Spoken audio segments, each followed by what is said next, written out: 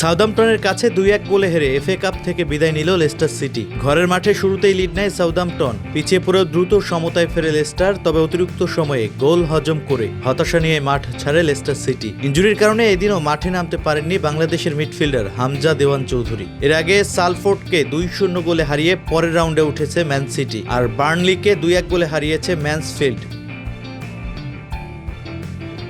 প্রথমার্ধে যোগ করার সময় পেনাল্টি থেকে গোল করে এগিয়ে যায় সাউদাম্পটন। পেনাল্টি এরিয়ায় স্যামুয়েল এডোজিকে ফাউল করেন সেন্টার ডিফেন্ডার সালে বোকোলি। এরপর সফল স্পট কিকে দলকে লিড এনে দেন কাইল লারিন। বিরতির পর দ্রুতই ম্যাচে ফেরে লেস্টার।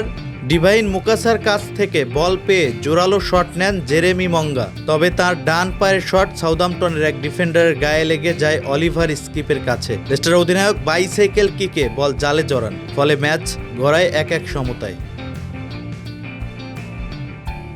এরপর দুদলই চেয়েছে ম্যাচে এগিয়ে যেতে, একাধিক সুযোগও তৈরি করেছে দুদল, তবে নির্ধারিত সময়ের পর ইনজুরি সময়ের শেষ মিনিটে গোল মিসের হতাশায় ভোগে লেস্টার। গোল লাইনের সামনে দুবার ক্লিয়ার করেন সাউদাম্পটনের ডিফেন্ডার নাথান উড। নির্ধারিত সময়ে 1-1 গোলে সমতায় থাকার পর ম্যাচ গড়ায় অতিরিক্ত সময়ের 19 মিনিটের মাথায় এগিয়ে যায় সাউদাম্পটন। বক্সের একটু উপরে ফ্রি কিক পায় সাউদাম্পটন। উড়ে আসা বলে পোস্টের সামনে হেড নেন জেমস ব্রি। টপ কর্নার দিয়ে জাল খুঁজে নেয় বল। 2-1 ব্যবধানে এগিয়ে যায় স্বাগতিকরা। শেষ পর্যন্ত ব্যবধান ধরে রেখে মাঠ ছেড়েছে ক্লাবটি।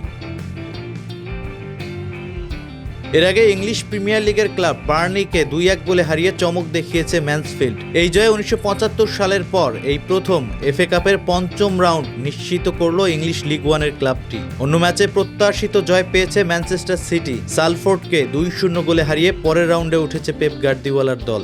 এদিন বেঞ্চ পরীক্ষা করেছেন সিটি কোচ মার্ক গেইর গোলে জয় পেয়েছে সিটিজেনরা।